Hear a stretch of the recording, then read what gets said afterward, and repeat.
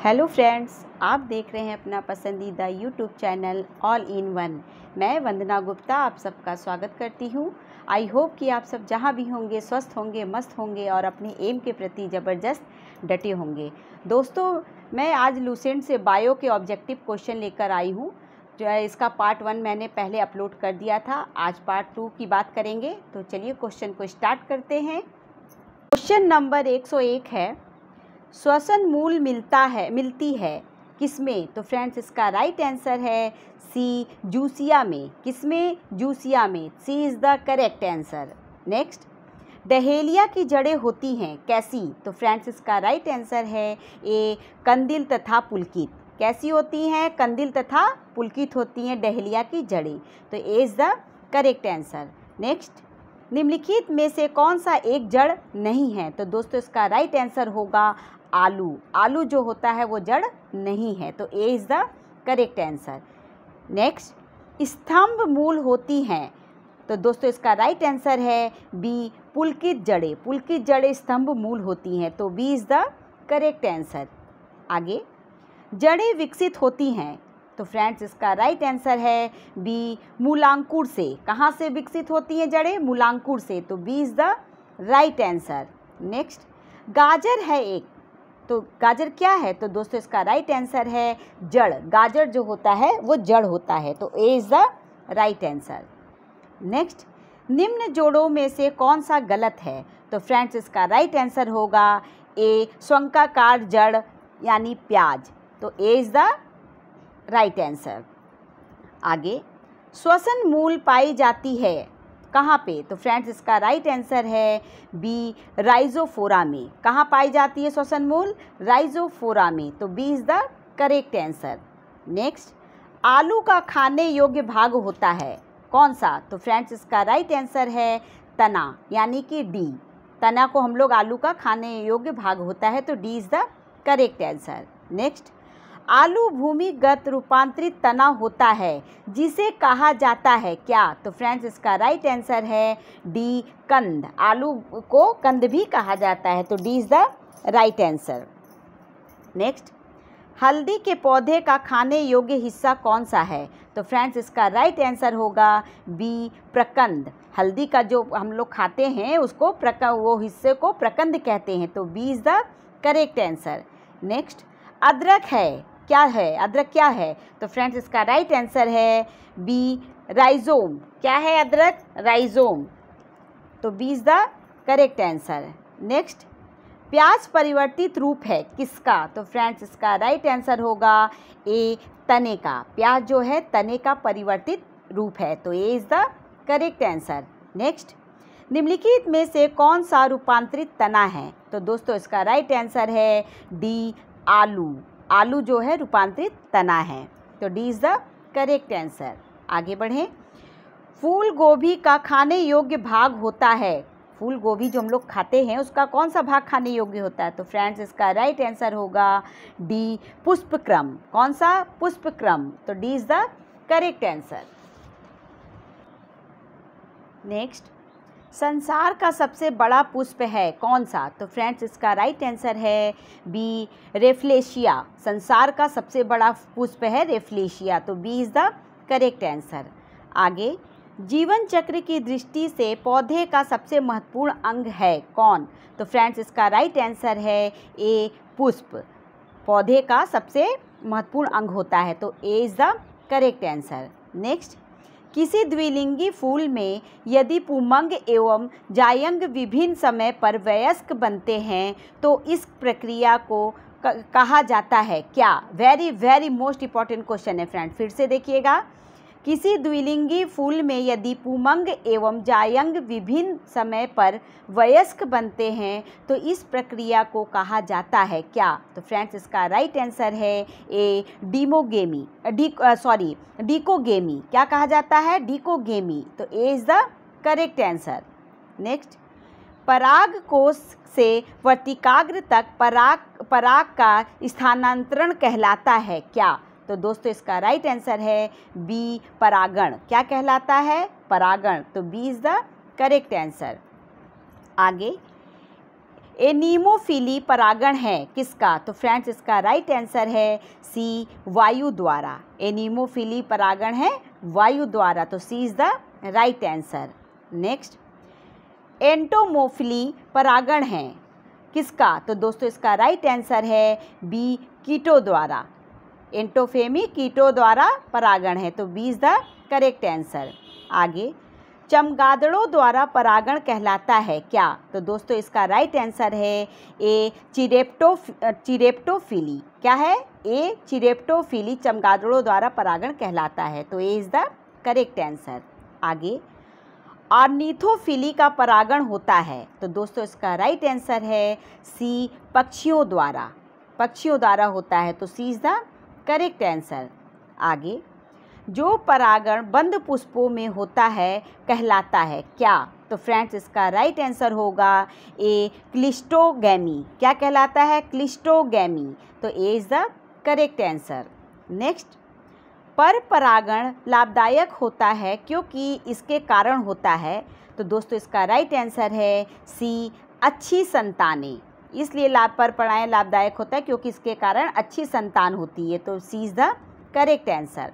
आगे, जायांग का कौन सा भाग परागण को ग्रहण करता है? तो फ्रेंड्स इसका राइट आंसर है ए, वर्तिकाग्र। कौन सा? ए, वर्तिकाग्र, तो A is the correct answer. आगे, वर्तिकाग्र सदैव खुरदरा एवं चिपचिपा होता है, तो फ्रेंड्स इसका राइट आंसर है बी, कीट परागित पुष्पों में। किसमें? कीट परागित पुष्पों में वर्तिकाग्र सदैव खुरदरा और चिपचिपा होता है, तो B is the correct answer. Next, घोंगे द्वारा परागण कहलाता है क्या? घोंगे जो परागण करते हैं उस क्या कहते हैं? तो फ्रेंड्स इसका राइट आंसर होगा डी, मेलेकोफिली। क्या कहते हैं? मेलेकोफिली, तो D is the correct answer. आगे, कीटों द्वारा परागित फूलों के परागण होते हैं कैसे? तो फ्रेंड्स इसका राइट आंसर है बी, रुक्ष और चिपचिपे। कैसे? रुक्ष और चिपचिपे होते हैं, तो B is the correct answer. Next, निषेचन क्रिया है, दोस्तों इसका राइट आंसर है ए, एक नर युग्म का अंडाणुओं से संयोजन। एक नर युग्म का अंडाणुओं से संयोजन निषेचन क्रिया कहलाती है, तो A is the correct answer. आगे, बिना निषेचन के एक अंडाशय के फल में विकसित होने को कहते हैं क्या? तो दोस्तों इसका राइट आंसर है बी, पार्थिनोकॉपी। क्या कहते हैं? पार्थिनोकॉपी, तो B is the correct answer. Next, तना काट आमतौर पर किसके प्रवर्धन के लिए प्रयोग किया जाता है? तो दोस्तों इसका राइट आंसर है बी, गन्ना। गन्ने के लिए प्रयोग किया जाता है, तो B is the correct answer. आगे, निम्न में से किस एक की खेती पौध का प्रतिरोपण करने की जाती है? क्वेश्चन को फिर से देखिएगा। निम्न में से किस एक की खेती पौध का प्रतिरोपण करने की जाती है? तो दोस्तों इसका राइट आंसर है सी, प्याज। आगे, निम्न में से कौन सा एक कूट फल है? तो दोस्तों इसका राइट आंसर होगा ए, सेब। सेब जो है वो एक कूट फल है, तो A is the right answer. Next, नारियल तथा आम के फल होते हैं, तो दोस्तों इसका राइट आंसर है सी, ड्रूप। क्या होते हैं? सी, ड्रूप, तो C is the correct answer. आगे, पके हुए आम का खाने योग्य आकारिकीय भाग होता है कौन सा? जो पका हुआ आम होता है उसका आकार जो भाग होता है खाने योग्य वो कौन सा होता है? तो दोस्तों इसका राइट आंसर है बी, मध्य फल भित्ति। कौन सा? बी, मध्य फल भित्ति यानी कि बीच का भाग, तो B is the correct answer. Next, नारियल का खाने योग्य भाग होता है कौन सा? तो दोस्तों इसका राइट आंसर है बी, भ्रूणपोष। कौन सा? भ्रूणपोष को नारियल का खाने योग्य वाला भाग होता है, तो B is the right answer.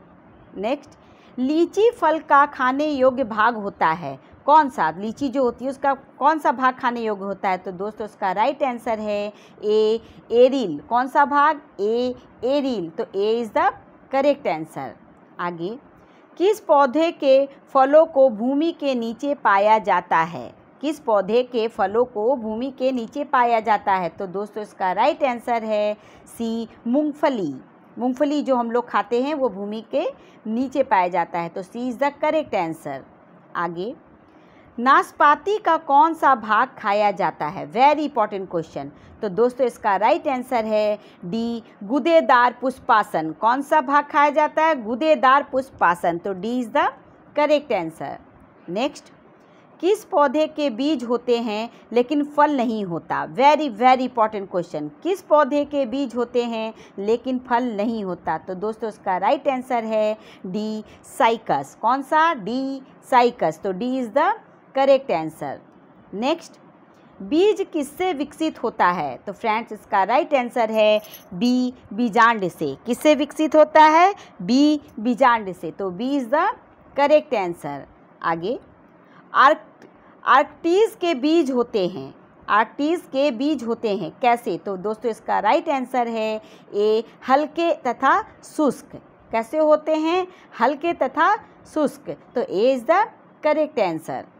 Next, निम्नलिखित में से सामान्यतः अंकुरण के लिए किसकी आवश्यकता नहीं होती है? अंकुरण के लिए किसकी आवश्यकता नहीं होती है? तो फ्रेंड्स इसका राइट आंसर है ए, प्रकाश। यानी अंकुरित करने के लिए प्रकाश की आवश्यकता नहीं होती है, तो A is the correct answer.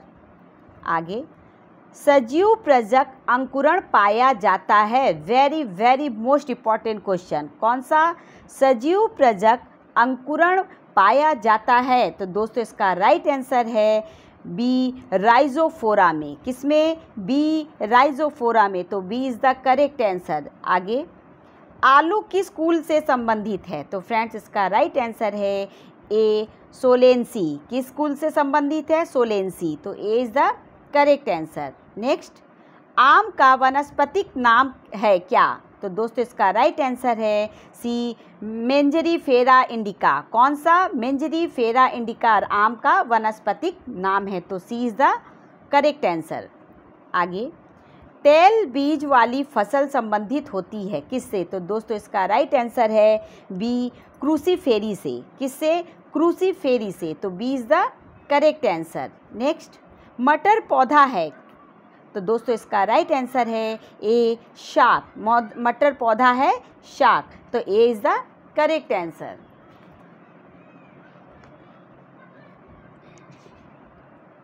Next, सबसे लंबा जीवित वृक्ष है कौन सा? तो दोस्तों इसका राइट आंसर है बी, सिकुआ। कौन सा? सिकुआ सबसे लंबा वृक्ष, जीवित वृक्ष होता है, तो B is the correct answer. Next, atropa belladonna के किस भाग से बेलाडोना औषधि प्राप्त की जाती है? ये बहुत ही इंपॉर्टेंट क्वेश्चन है फ्रेंड्स। एट्रोपा बेलाडोना के किस भाग से बेलाडोना औषधि प्राप्त की जाती है? तो दोस्तों इसका राइट आंसर है ए, पत्तियों से। किससे? ए, पत्तियों से, तो A is the correct answer. Next, एफ्रेडा पौधे का कौन सा भाग एफ्रेडिन औषधि उत्पन्न करता है? तो दोस्तों इसका राइट आंसर है बी, तना। जो एफ्रेडा पौधे का तना जो होता है वो एफ्रेडिन औषधि को उत्पन्न करता है, तो B is the correct answer. Next, कपास के रेशे होते हैं कैसे? तो दोस्तों इसका राइट आंसर है सी, फलों के अधिचर्मी रोम। कैसे होते हैं? फलों के अधिचर्मी रोम कपास के रेशे होते हैं, तो C is the correct answer. Next, केसर उत्पन्न होती है। तो दोस्तों इसका राइट आंसर है सी, क्रोकस के वर्तिका तथा वर्तिकाग्र से। केसर जो होती है वो क्रोकस के वर्तिका तथा वर्तिकाग्र से उत्पन्न होती है, तो C is the correct answer. लौंग होता है एक। लौंग जो यूज करते हम लोग वो होता है क्या? तो दोस्तों इसका राइट आंसर है सी, सूक्ष्म पुष्प कलिका। क्या है? सी, सूक्ष्म पुष्प कलिका। वो पुष्प की कली होती है सूक्ष्म उसकी, तो C is the correct answer. Next, पौधे के किस भाग से कॉफ़ी प्राप्त होती है? तो दोस्तों इसका राइट आंसर होगा बी, बीजों से। बीजों से कॉफ़ी प्राप्त होती है, तो B is the correct answer. Coffee powder के साथ मिलाए जाने वाला चिकोरी चूर्ण प्राप्त होता है किससे? जो कॉफ़ी के साथ चिकोरी चूर्ण मिलाया जाता है वो किससे प्राप्त होता है? तो फ्रेंड्स इसका राइट आंसर है ए, जड़ों से। वो जड़ों से प्राप्त होता है। नेक्स्ट, कुनैन प्राप्त होता है, वेरी वेरी इंपॉर्टेंट क्वेश्चन, कुनैन प्राप्त होता है किससे? तो फ्रेंड्स इसका राइट आंसर होगा सी, सिनकोना से। कुनैन जो है वो सिनकोना से प्राप्त होता है, तो C is the correct answer. Next, निम्न में से कौन एक मानव निर्मित धान्य है? तो फ्रेंड्स इसका राइट आंसर है बी, ट्रिटिकेल। कौन सा? ट्रिटिकेल। तो B is the correct answer. Next, तंबाकू की पत्तियां में होती हैं, तंबाकू की जो पत्ती होती है उसमें क्या होता है? तो फ्रेंड्स उसका राइट आंसर है सी, निकोटीन। उसमें निकोटीन पाया जाता है, तो C is the correct answer. आगे, किस वनस्पति खाद्य में अधिकतम प्रोटीन होता है? तो फ्रेंड्स इसका राइट आंसर है सी, सोयाबीन। सोयाबीन में बहुत अधिक प्रोटीन पाई जाती है, तो C is the right answer. Next, निम्न रेशे में से कौन पौधे के तने का उत्पाद नहीं है? तो फ्रेंड्स इसका राइट आंसर है डी, कपास। कपास जो है वो तने का उत्पाद नहीं है, तो D is the right answer. Next, cinchona की छाल से प्राप्त औषधि को मलेरिया उपचार के लिए प्रयुक्त किया जाता है। जिस कृत्रिम औषधि ने इस प्राकृतिक उत्पाद को प्रतिस्थापित किया है वह है कौन? तो दोस्तों इसका राइट आंसर है बी, क्लोरोक्विन। कौन है? क्लोरोक्विन। जिसने इस उत्पाद को प्रतिस्थापित किया है उनका नाम है क्लोरोक्विन, तो B is the correct answer.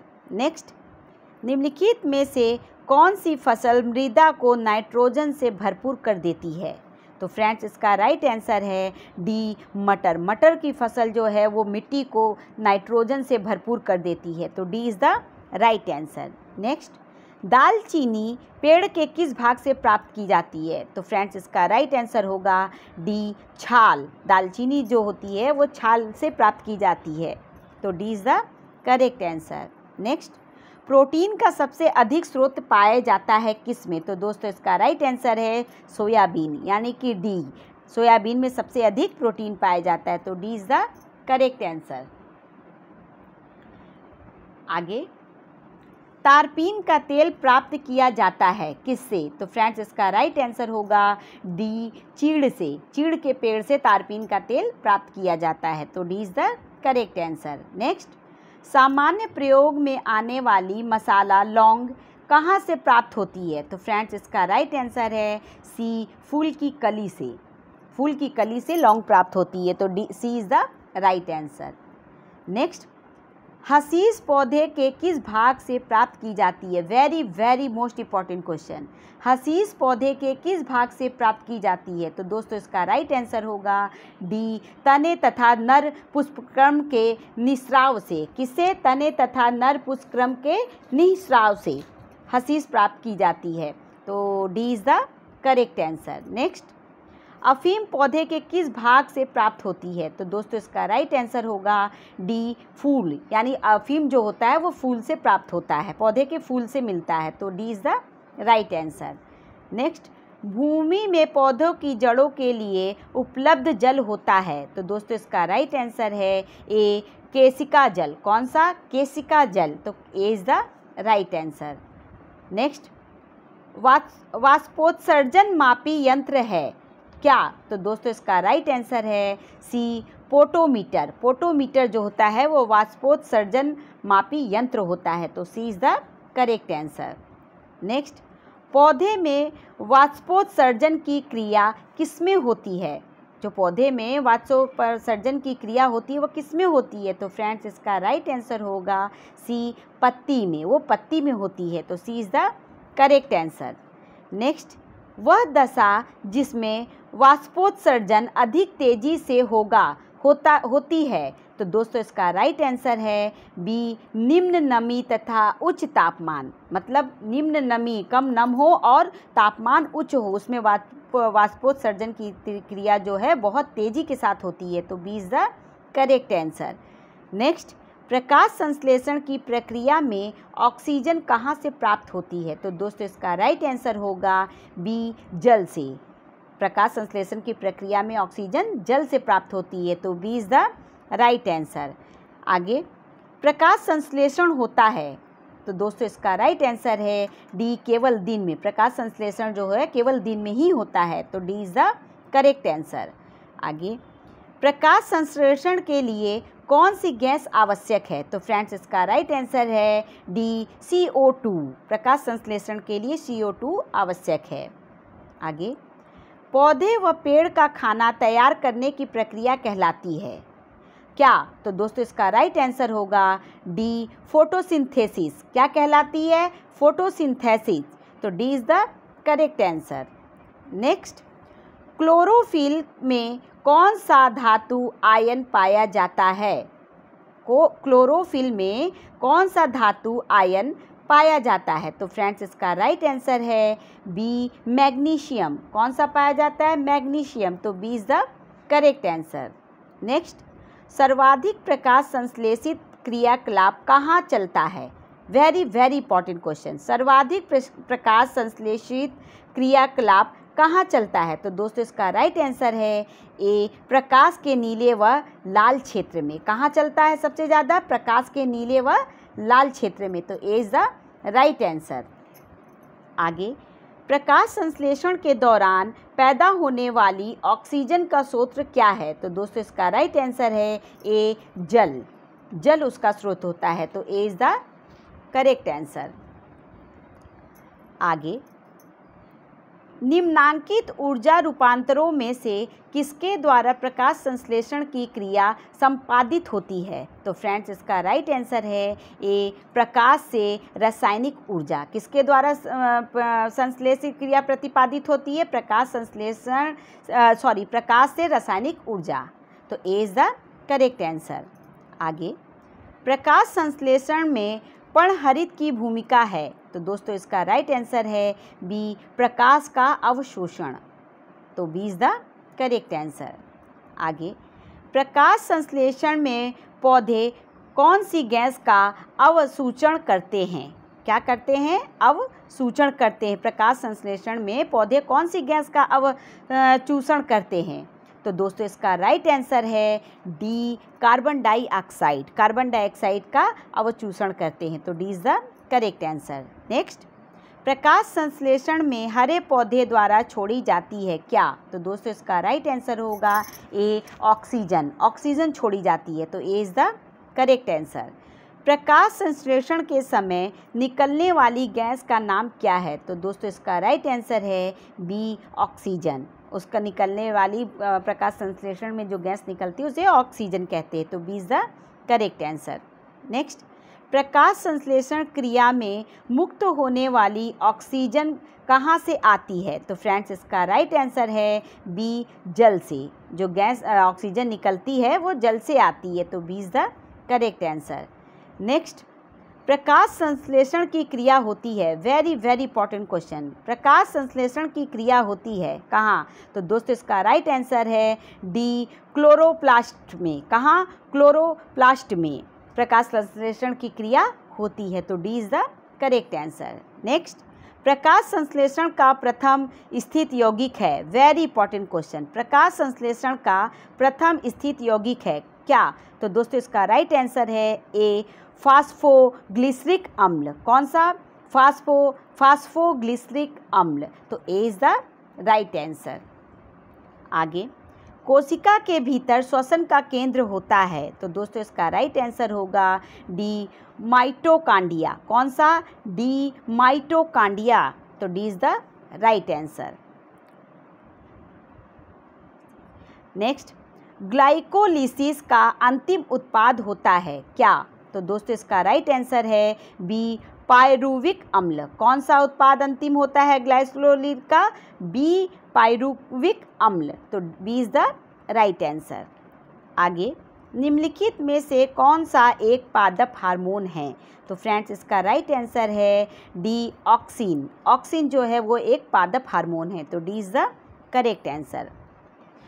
वह यंत्र जिनके द्वारा तने की वृद्धि दर सही रूप में नापी जाती है होता है, तो फ्रेंड्स इसका राइट आंसर है बी, ऑक्जेनोमीटर। कौन सा? B, auxanometer. तो B is the correct answer. आगे, पौधे की लंबाई में वृद्धि के लिए आवश्यक नहीं है। तो दोस्तों इसका राइट आंसर है ए, सोडियम। सोडियम जो है पौधे की लंबाई की वृद्धि के लिए आवश्यक नहीं होता है। तो A is the correct answer. आगे, अग्नि निर्जा रोग किससे संबंधित है? Very very important question. अग्नि निर्जा रोग किससे संबंधित है? तो दोस्तों इसका राइट आंसर है ए, सेब से। सेब से संबंधित है। तो A is the correct answer. आगे, पादपों में बना खाद्य पदार्थ पौधे के विभिन्न अंगों में किसके द्वारा पहुंचता है? तो दोस्तों इसका राइट आंसर होगा सी, फ्लोएम। किसके द्वारा पहुंचता है? फ्लोएम के द्वारा। तो C is the correct answer. Next, पादपों में जल तथा खनिज लवणों का संचालन किसके द्वारा होता है? तो फ्रेंड्स इसका राइट आंसर है ए, जाइलम। जाइलम के द्वारा होता है। तो A is the correct answer. Next, वृक्षों की आयु वर्षों में निर्धारित की जाती है। तो फ्रेंड्स इसका राइट आंसर है डी, वार्षिक वलयों की संख्या के आधार पर। वार्षिक वलयों की संख्या के आधार पर वृक्षों की आयु वर्षों में निर्धारित की जाती है। तो D is the right answer. Next, प्राकृतिक वर्णन सिद्धांत का प्रतिपादन किया किसने? तो दोस्तों इसका राइट आंसर है डी, डार्विन ने। किसने? डी, डार्विन ने प्राकृतिक वर्णन सिद्धांत का प्रतिपादन किया था। तो D is the correct answer. Next, जीव द्रव्य जीवन का भौतिक आधार है, यह मत दिया किसने? तो दोस्तों इसका राइट आंसर है ए, हक्सले ने। किसने दिया? हक्सले ने दिया। तो D, A is the correct answer. तो फ्रेंड्स आपको मेरा वीडियो कैसा लगा? अगर अच्छा लग रहा हो तो प्लीज़ इसको लाइक करिए, सब्सक्राइब करिए और कमेंट करके मुझे बताइए कि आप लोगों को अच्छा लग रहा है कि नहीं। अगर कुछ गलतियां हैं तो प्लीज़ उसे भी कमेंट करके मुझे बताइए ताकि मैं उसे सुधार सकूं और इससे भी अच्छा वीडियो बनाकर आप तक सबको पहुंचा सकूं। तो आज के लिए बस इतना ही। तब तक थैंक यू सो मच।